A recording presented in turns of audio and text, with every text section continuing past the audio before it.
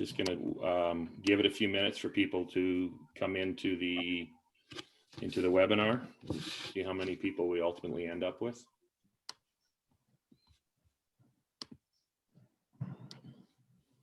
Oh, we got our first participant coming in, which is great. Just give it a few more minutes.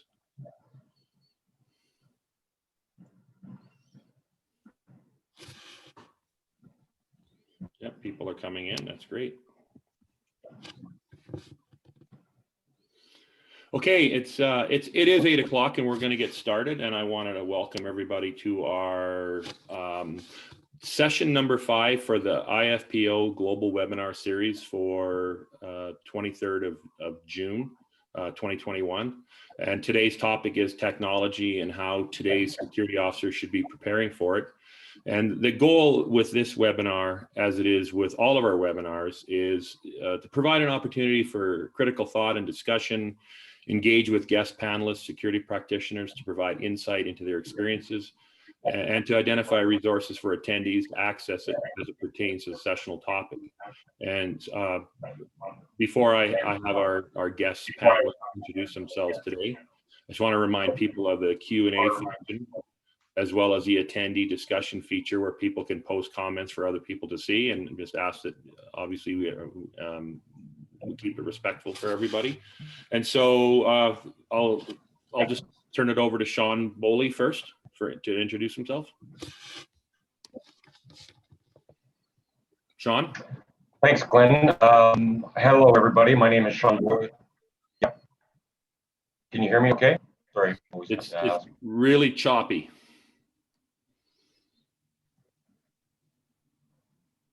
Yeah, I don't know what I can do about that. Sorry. Well, let me know when that seems to clear up a little bit. Okay. All right. Okay. So my name is Sean Boley, and I'm the manager of the Global Security Operations Center with Suncor Energy. We're responsible for all security operations around the world with a heavy focus on our large operating sites in Canada and the US. Now, I previously worked for the Canadian Pacific Railway as the Director of Corporate Security, and with the City of Calgary as the team lead for technical operations and support.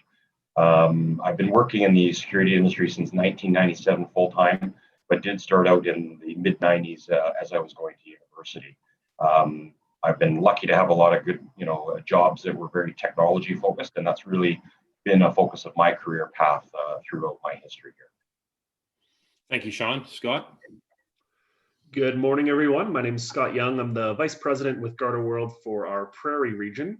Been with Garda World for 15 years as of this summer, starting in Edmonton, Canada as an account manager. Before that, I worked in the control center, worked in as a mobile patrol driver, worked as a security guard, got into the office in 2006 and moved to Calgary in 2011. I went to Vancouver 2014, Toronto 2017, then back to Calgary in 2018. So over the last 15 years, I've been able to see the pace of technology change, the role of the security officer change. Garda World is the largest security company in Canada, third largest in North America. We have over 100,000 security guards around the world, in the Middle East, in Africa, and across in Europe. The attendees might know us for our armored cars, armored trucks. We also have the airport security screening in most of the airports, the larger airports in Canada. And we do some global consulting and travel risk security as well. So happy to be here and looking forward to the discussion, Glenn. Thanks for the invite. Oh, thank you, Scott. And I'll go back to Sean for his opening statement, please. Thanks, Glenn. So just a little bit of background on my own history to explain how my career developed and how it's applicable to today's topic. I was majorly impacted by technology and its growth. When I grew up, I was the first of the computer generation. And when you're growing up with a new technology, you really tend to learn a lot of the background and the understanding and the fundamental basics of it. And when I got into security, I had a lot of time on night shift to learn how to, play with Excel and Word and our security systems that I operated when I was a junior security officer and a supervisor.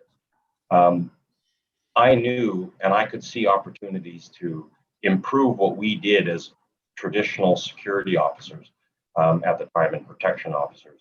What we were doing was, the usual patrols and all that kind of stuff. But the tools we had available were not being properly leveraged and used to communicate how to do our jobs and how we were doing our jobs to our leadership at the time. My goal, and I think like a lot of us are, the goal is to make our lives easier, right? We want to do our jobs better and smarter so we're not engaged in superfluous work.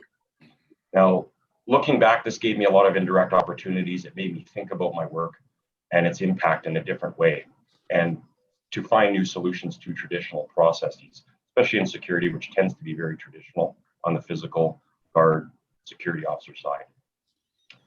Whenever you hear the words, but this is the way we've always done it, that probably should be challenged. And technology is definitely one of those areas where we want to challenge that.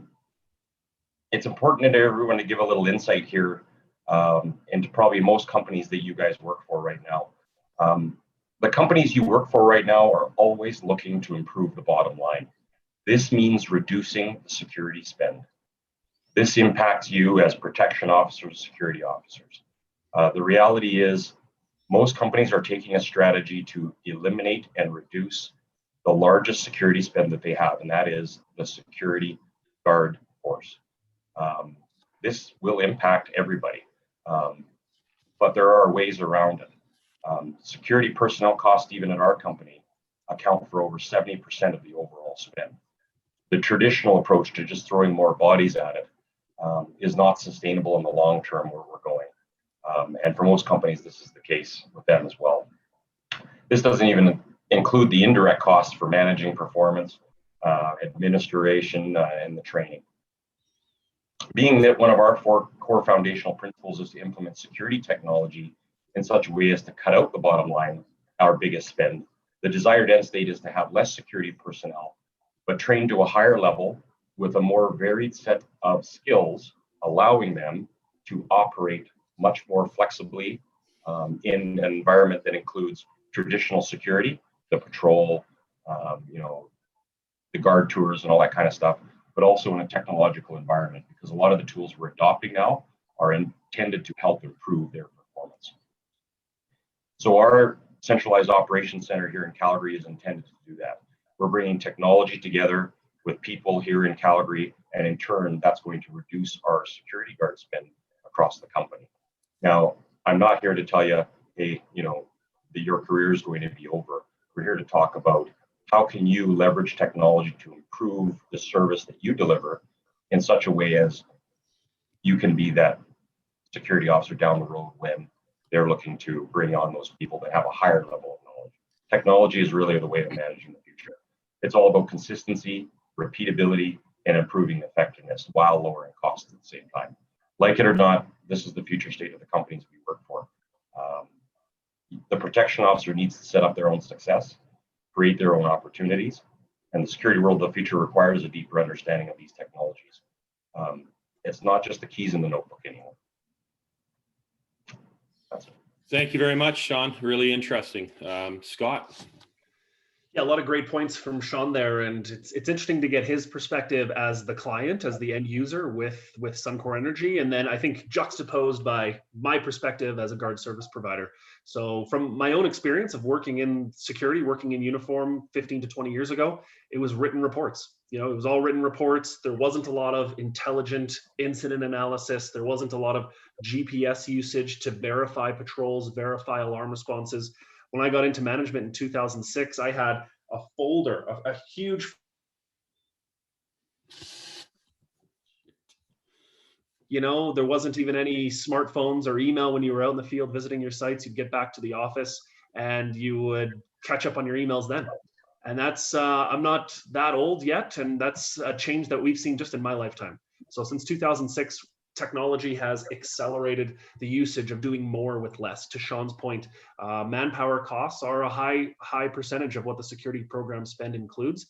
And clients, from my perspective, aren't necessarily looking to reduce the amount of guards that they have, but they do want to do more with less and be intelligent with their resource allocation. It's about getting the right people in the right place at the right time. And you can do that and make those decisions with data. And nowadays you'll hear business leaders and operational leaders and security managers talking about the data and how they determine what their shift schedules are, how they determine value for money, because everyone's got a boss and you have to account for the security spend that you have. So how do we present the value that we're providing to our leaders, to the people who are controlling the P&L or the money in the organization? Another example is on the technology side with Sean's team, and managing the security systems that are out there. It's not just VHS hard copy cameras anymore. We're seeing more artificial intelligence. We're seeing more facial recognition as privacy laws are updated. We're seeing more usage of centralized security operations centers as doing virtual patrols with a more elite response team to respond to incidents. And I think as well, during the pandemic over the last 18 months, it's really increased the uptake of technology around virtual training, virtual meetings, Zoom meetings like we're in now. In the past, this podcast, this webinar might have been done by having Sean, Glenn, and I in person and just a recording. But now I can speak for myself, probably the same for Glenn and Sean. Over 90% of my meetings these days are done via Zoom. So similar, it's a great way to reach our security officers that are in the field when over geographic distances. So a good way for me to speak to the security teams on site after hours in multiple different regions is through technologies like Zoom or like Teams. In the past, I've been pretty involved with ASIS in terms of growing the next generation of security leaders, the Young Professionals program I used to lead in Canada. And security nowadays is much more than just a stepping stone. It's not just a night shift guard reading a newspaper and that's the top of the food chain. There's a real career here. And I can see some of the people that are attending, and obviously Sean and Glenn started in uniform, worked their way up to very high paying, very successful positions in management as a key individual at the table with the leadership of the organization. Security is a partner now, not just a cost center. We are partners with the leadership of these large organizations like Suncor, like all of the large organizations. The Fortune 500 all have large security programs, and they need intelligent, data-driven decision-making to justify the security spend that they put out. So technology is a big component of that, right from the frontline security guard all the way up to the chief security officer. Thanks, all right, Glenn. thank you, Scott. So I have a question for both of you guys, and it was actually brought out by what you're both saying, particularly Sean, by what you said, which was that you basically started your career out and you were at that cutting edge of technology and you embraced it. And Scott, you're obviously a young man as well. And part of me wonders, like, are we preaching to the converted? Is this like a no-brainer? Because your average security officer is a relatively young person. Like, if you look at the age cohorts of uniformed security personnel, obviously the bulk of them are younger people. So would somebody watching this video be thinking, we know this, you guys, like, what are you telling this for? We already know this. Like, Sean, what do you think? Yeah, I've given that some thought, and you know what? I don't think that's the case. And here's why. Here's my thinking. So the technology of today is infinitely more complex than it was back in the 1990s. Computers have come a long way, smartphones, apps, and the intention of all that technology is to make our lives easier. And I think in turn, what that's done is that's created a little bit of the ease has made it easy not to have to try to figure things out. When I was growing up with computers, we still talk about the blue screen of death. But you had to understand why that was happening. And, was it my hard drive and was it this? And you went into the DOS programming in the back end. And you delved deeper into the registry, see how the registry was impacting the operating system and the computer. Most people don't have to do that today, right? Our Windows systems and Linux and Mac systems are generally, much better than they used to be. And unless that, you're a person that really likes that and you sort of already are a tech nerd, just the virtue of using smartphones and Instagram and Facebook and Word and Outlook every day does not make you what I would consider to be somebody on the leading edge of the technology that could go and troubleshoot problems. I've seen, even in my experience here, just in the last few years at Suncor, people come in here who are young folks, like we're talking about, who got extensive, Facebook and Instagram and Twitter and everything else, and they could not operate a basic function in an Excel spreadsheet or understand how to properly format within Microsoft Word to save their lives. And I sort of was a bit of a blind spot for me, until we had a lot of issues with some of our data being corrupted by people just accidentally not moving columns, and really simple stuff that I consider to be quite simple, adding columns or rows in an Excel spreadsheet that we're managing a contact list for a global response plan, and all of a sudden a couple lines are off, numbers are off, contacts are off, and our response is screwed the next time we have one. So just sort of realizing that made me realize, I've made an assumption that because we are so technology heavy now, everybody is also very familiar with it and can run the back end and knows all this stuff in an innate way. And I just don't think that's the case. It still needs to be learned. Okay. So Scott, on that note, and to build, are the officers or the people walking in the front door to be hired by Garda, are they more tech savvy, or do they still need training, and or like, are those questions being asked? I assume they are. Yeah, no, great question. I think Sean nailed it, and Jody echoed your points in the chat there. I think nowadays people are tech savvy with applications, with using a smartphone, text messaging, obviously, social media. However, to Sean's point, how fluent are they in Microsoft Office? How fluent are they in report writing and what that looks like within a technology software? So I think being tech savvy is a bit too much of a catch-all, a bit too much of a generic statement, where everyone nowadays sees the value in technology. But if you're looking to build a career in security, are you focused on learning the right softwares and the right technology that's applicable to this job? There's a lot of training opportunities, education opportunities that are out there, whether it's post-secondary or security academies, private security agencies offering training on the systems that are actually in use in the security field. Incident reporting is a critical one. Tracking incidents.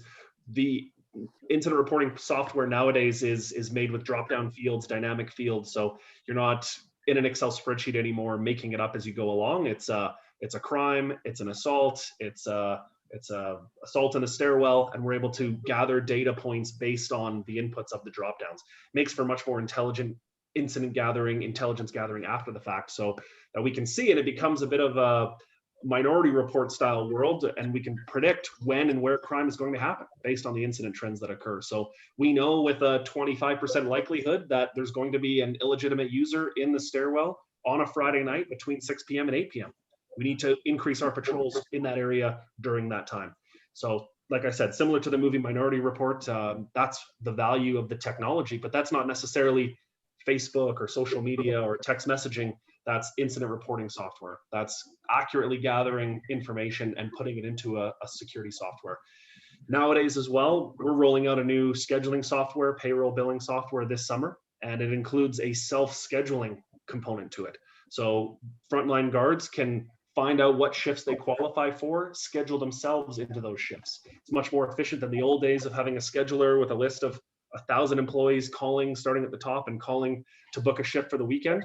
If you qualify with training for these shifts that are available, you can schedule yourself into those shifts. And that's the future, that self-scheduling component, as well as rating systems. The next generation of this software will be like a little bit like Uber, where frontline employees, guards, can rank and value the site that they worked at, and the clients can give real-time feedback as well to the security guards that showed up on site. So I think we're going to see a continued movement towards the usage of technology, but it's got to be the right technology. Microsoft Office is critical. The incident reporting systems that are out there are critical. And then the more technical side of it, the access control systems, the camera systems, that'll be trained for you on site, but take advantage of that. It's a differentiator to know those systems and that software. So Glenn, Sean, and I have had these discussions over the years, how important it is for people to take hold of their own future, take hold of their own career. Being savvy with these technology systems is a differentiator compared to your peers. Take advantage of that and take advantage of training that's offered. Excellent. Yeah, no, hey, like what you're telling me is news to me. Let's put it that way. And I'm always looking to learn more. So that's really interesting to hear that. So just before I ask another question, though, I want to preface it by a statement that in about 2007, the U.S. Or the Canadian Department of Justice put out a report about comparing police with security, and one of the statistics that came out of that report was the fact that the Canadian security industry is on average growing about 8% a year. And the only reason it's not growing at a greater percentage is because technology is making more and more inroads into the industry. And even though it's growing at 8%, like technology is growing far more. And so that goes to both, I think, particularly Sean's point as well. But like when you, this first question is for Sean. Sean, like when you get staff assigned to, let's say, to your GSOC, like how much, like do they have foundational training that they already have, or do you have to start with at square one, or what, or is it across the board? Yeah, it's a little bit across the board. We're not specifying that with our vendor at this point. I mean, we have some other requirements. We require fully bilingual French and English speakers to work here because we deal with operations in Quebec and Canada, you know, and we deal in the U.S. So I have a couple Spanish speakers as well, just incidentally. So that's really the only requirement. On the technology side, we're still at this point not requiring our vendor to provide any sort of basic skill set. Because fundamentally, every company is different. So a company like Scott works for with Garda, they will be providing services, as Scott will say, sorry, I don't mean to steal your thunder, Scott, a wide variety of systems, like all over the place out there. There's no way that a company like Garda could train all their folks to be prepared for what they're going to encounter at a site they go to. And they obviously have the desire and interest, but for me, I have to do a lot of training when I get them in the front door, just to help them understand how our environment and our ecosystem is here. You can have the same security systems at a multitude of different companies, but the way that they are integrated, the way that they work, and the requirements for security to conduct their jobs will be different at all of those companies, depending on where security sits in the organization, how it operates, and what the expectation is of the security officer monitoring it. Okay. I can build on that for sure. I mean, there's so many different environments that a security guard will find themselves working in, whether it's a GSOC or an office tower, or an airport, shopping center, industrial refinery, special event, you name it, COVID quarantine hotel. There are so many different environments. So for us, and I had a feeling the conversation would get to training with you two at some point, but generally speaking, our training looks at pre-site, on-site, and recurring training. So there's a base level of pre-site training, your basic orientation, your provincial or state training requirements to become a security officer. You'll have your company orientation. Then there might be some pre-assignment training that's required, things like first aid, report writing, some getting more specific type training. Then once you're on site, that's when it gets really specific to the environment that you're working in and the industry vertical that you're working in and the building that you're working in. So to Sean's point, they probably prefer employees that have a wide generic base of security knowledge, but they haven't perhaps worked in another GSOC and they're not bringing those biases to Suncor. He can mold them as he sees fit, and they can more quickly uptake the environment and the specifications to that specific GSOC. Glenn, you mentioned the policing side of it, and at least in Canada here, there are currently 2 security guards for every 1 police officer, and that ratio is only growing. The cost of police is quite high. A lot of law enforcement agencies are looking at ways to cut costs as their budgets are cut, and they're looking at the private security sector. So that's a huge growth area for the industry that's only going to continue, is that non-core policing. A friend of mine, Mark Lalonde, he's the chief security officer at Simon Fraser University in Vancouver, tells a story from when he was a kid. He recalls the first time he ever interacted with a police officer. A cop came to his door, knocked on his door. He had an overdue library book, and police were responding to those calls back then. I don't want to date him or say how old he is, but that's how involved the police used to be, responding to alarms. Every alarm was responded to by a police officer, as an example. Nowadays, it seems silly to think of a police officer following up on an overdue library book, because it's just not efficient. Those are highly trained people, and like I said earlier, we need to get those people, the right people, in the right place at the right time. So that's where the data side of things comes in, and the analysis side of things comes in, is getting the right resource, the most efficient resource in place at the right time. So we don't need a police officer responding to an overdue library book, but we also can't have a frontline security guard new to the job responding to a murder call, chasing down people in a bank robbery. so you need the right trained people, the right cost of people at all ends of the spectrum. Right. So let me ask you,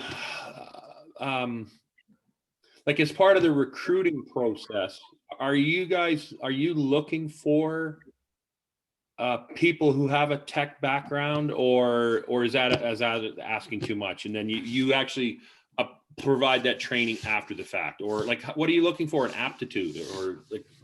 Yeah. I think it was Southwest Airlines that says, hire for attitude, train for skills.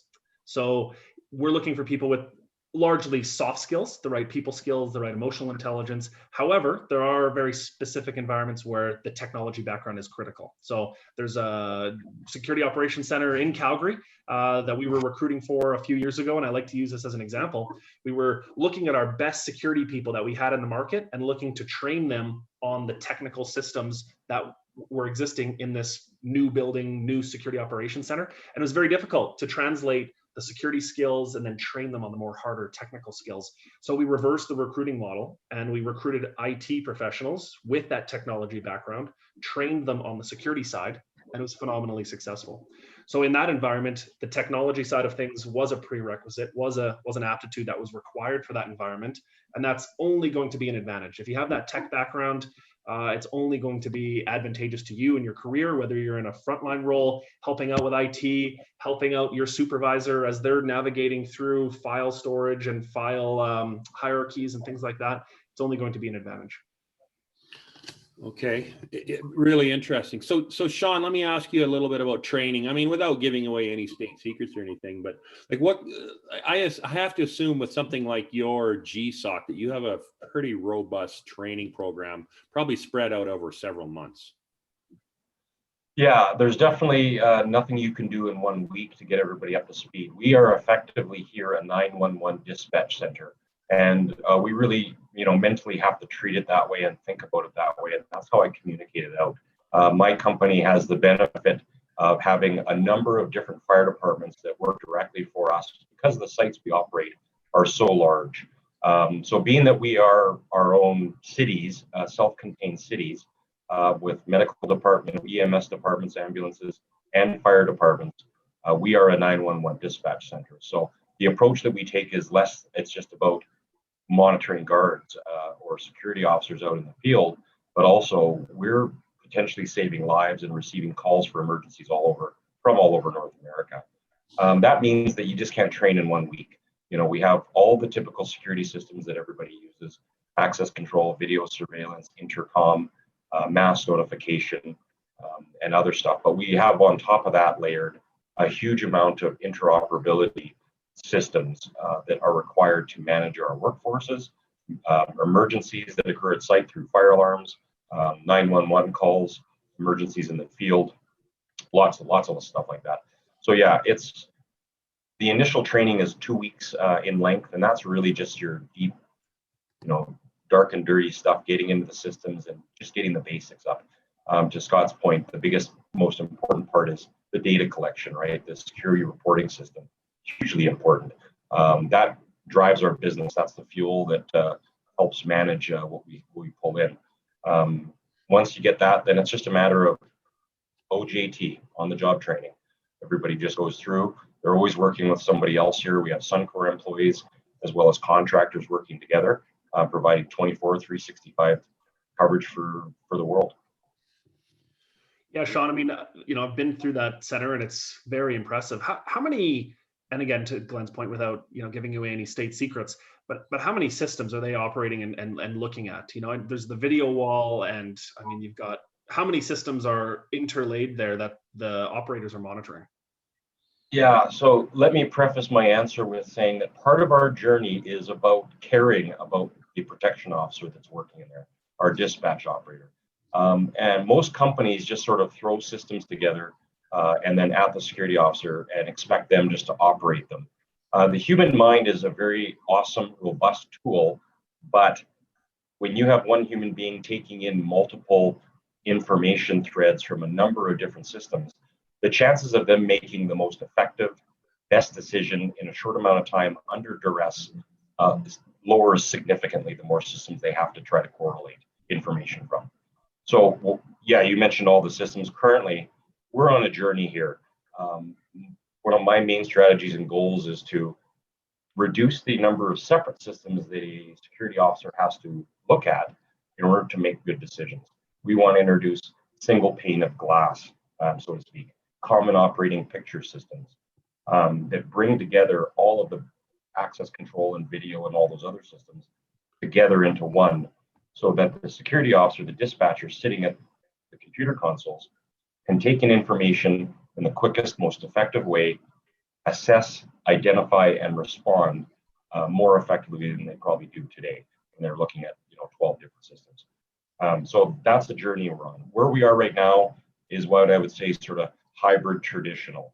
We still have separate access control and video surveillance, but our company, for example, has been very good about supporting our function and seeing the value of the bottom line savings by reducing the back end side and then integrating these things together. Now, we could get into all the technological challenges with cross integration of platforms and how that works and how that's executed. That's probably for another time. But right now, we're on a journey there because I want to make the lives of my security staff much easier than it is today. I want them to make better, smarter decisions, and I want to guarantee their success. And they're coming along on the journey, and they got to learn this technology as well, which no matter whether they stay or they end up going at some point, will help them down the road because they will have gained a lot of experience here that I'm sure will help them in their other careers later on. Yeah, that's a really good point too on the intelligence of the technology itself. I mean, you guys probably know better than I do. 20 years ago in a security operations center, it'd be one operator looking at 30 different cameras, trying to do patrols and trying to notice. Let me interrupt you for a second, Scott. Yeah. It'd be one operator ignoring 30. Well, there it is, right? I mean, I think there's studies, that when you're staring at a bank of cameras, you lose all interest in 20 minutes. You can only be effective for 20 minutes. So nowadays, and back then, I mean, as it got smarter, it was based on motion detection and pixelization within the camera, right? And so a coyote or a blowing, tumbling dust weed would pick up as a motion alarm. Whereas nowadays with thermal and the new technologies that are out there, artificial intelligence, it's amazing what the camera can acknowledge, filter, and sort as interesting or not interesting to the operator. The camera can identify a coyote in a parking lot and throw that away as not important, but they'll pick up a human. They can pick up if a human is holding a crowbar in a car dealership parking lot. If everyone is supposed to be walking this way and someone walks this way, the camera technology and the analytics can pick that up and send that to the operator. So it's a lot more intelligent what's being sent to the operator, and they know that their attention needs to be fully on what they're being given. So I have a question. Actually, I have two questions, and they are unrelated. But one is that, I mean, the amount of experience that you two have, if you guys can confirm that. But I think there are more and more basically GSOCs.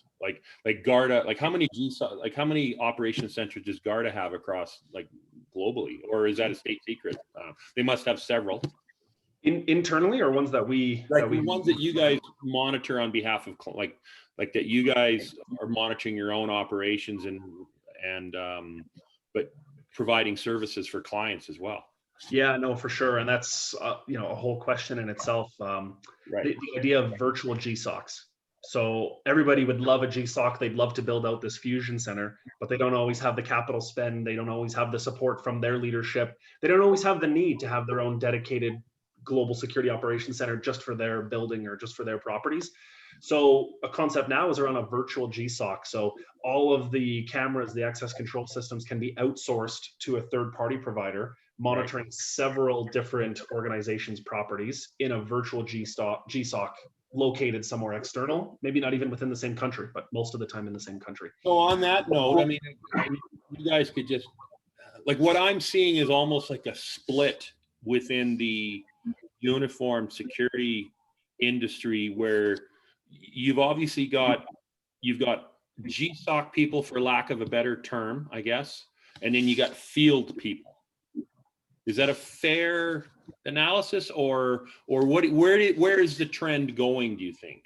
Like we're always going to need people in the field. Yeah, no, absolutely. The human element is never going to go away. we probably all, if you YouTube, anybody who's all 2,000 people that are on this webinar, feel free to YouTube security robots and see what comes up. And you'll see all sorts of robots throwing out nets to make arrests of people in shopping centers, or robots going down an escalator and crashing and drowning themselves in a pool. We've all seen that picture before. So I don't see iRobot style robots making human level interactions and human level decisions. There's always going to be a need for the human element. And increasingly, whether it's airports, special events, shopping centers, office towers, our clients are telling us, we want customer service. We want the soft skills, we want engagement, we want eye contact. It's all about the tenant experience, the guest experience. And to our earlier points about doing more with less, they want the security team to be very integrated with the building operations team and the property management team. Part of that is escorting individuals to the store that they're looking to go to, and wayfinding and helping people have a better day. Different clients have different priorities around that customer service experience, but across the board, when it's public facing, these are from our perspective, these are our customers.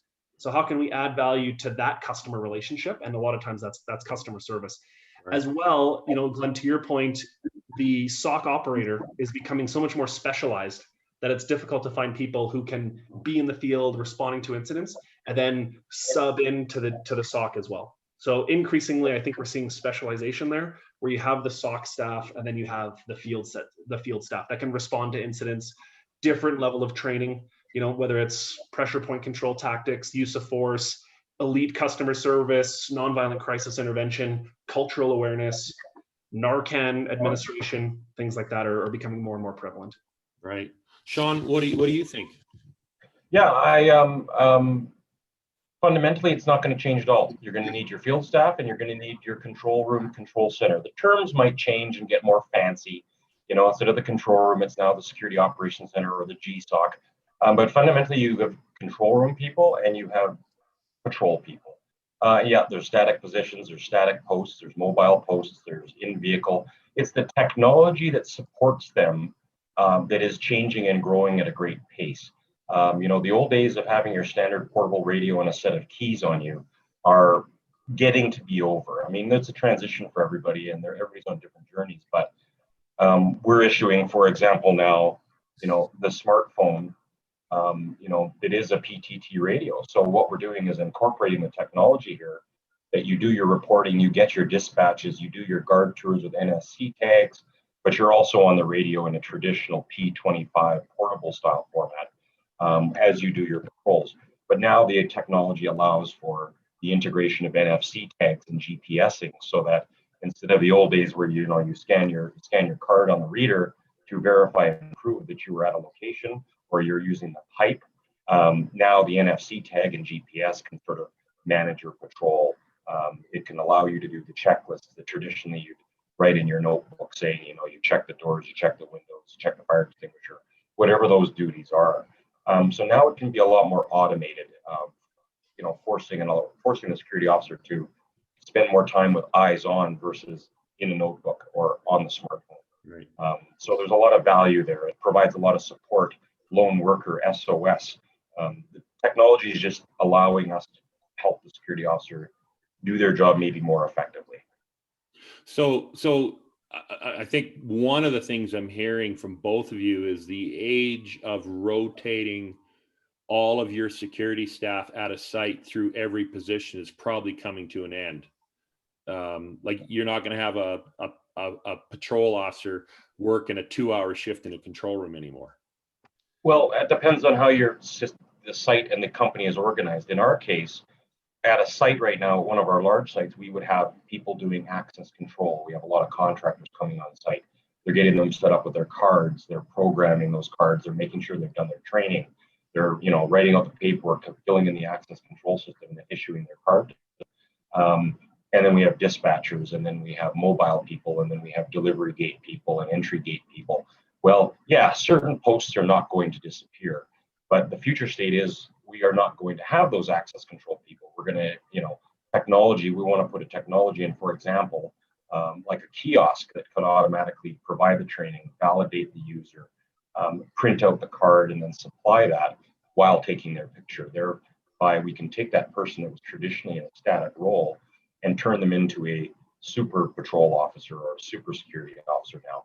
And we give them the phone, and now we have mobile people. So they're fundamentally still could do all those positions depending on where they need to be, but now they don't need to be sitting at a desk. We can have them in a vehicle, we can have them doing a perimeter, we can have them responding to an emergency or an accident, or coming back to support access control if they need to. It gives us a lot more flexibility without tying resources down to any one particular post. So, I mean, Scott, excuse me, Scott, you mentioned it where there's this growing specialization, but that's what I'm hearing too. And so, what, I guess, advice would you give to, let's say, a frontline security officer? Because it almost sounds like they're going to come to a crossroads, you know, in their career, where they're either going to say, you know what, I need to get on the bandwagon here. I can see myself ending up in a control room somewhere, or maybe I'm not as technological savvy. Maybe I'm not interested in it, and maybe I need to throw myself into being more of a field person. Like, Scott, what do you think? Or is that too much of a simplification? Can one person do both? Yeah, I mean, I think one person can do both, absolutely. And while we are seeing specialization of these positions, whether it's loading dock or operations center or mobile patrol, incident response, if you can be cross-trained and you can plug multiple holes, your value is only going to go up to the organization. So if there's an open shift in the loading dock, and you're a patrol driver or a field staff security officer, but you've been trained and you've taken advantage of the opportunity to work in the loading dock, and you can go down there and work that shift, that's huge value versus someone who is a one-trick pony and can only work in the field. So I think the overall theme here is take advantage of all training opportunities that are afforded to you. And like I said earlier, to take control of your own destiny and seek out training opportunities. I can tell you for sure with us, when we're looking at supervisory opportunities, we're looking internally at who has taken advantage of the training that we offer, and rewarding and encouraging that type of behavior in terms of promotions. Right. Yeah, I can add to that from what Scott's saying, because that is a huge part. If you are sitting around at a desk waiting for the company you work for to provide you the opportunities to grow you as a person, you're probably not really looking at things in the right way. That's not going to come along necessarily. Some people are lucky, and that does happen, but you have to seek out those opportunities. And a lot of that goes back to what Scott talked about earlier, which is the customer service point. If you're good at customer service and you know how to talk to people, you build relationships. You make people remember you by how you interact with them. And having a critical mind, questioning attitude, which every security officer worth their salt should have, right? Why does this incident happen? This is the who, what, where, when, and why. It is the unchanging basic of our entire industry. Then when you ask questions, you'll be going, hey, Scott, I know I don't work in the control room, but maybe you can show me one day how you guys use the access control system. And Scott, assuming he's a good guy, and actually he is, just in case you all want to know, will say, absolutely, come on up, Sean. Let me show you how I acknowledge alarms or program cards or look people up on the system. It's fundamentally how I started. I was an inquisitive mind, or we had very static positions. You were a patrol person or you worked in the control room. There was no cross training at all when I started. And I just went up there on breaks and started talking to the control room guy and saying, how does this work? Can I play with it for a bit? Can you show me how it works? And I was very interested.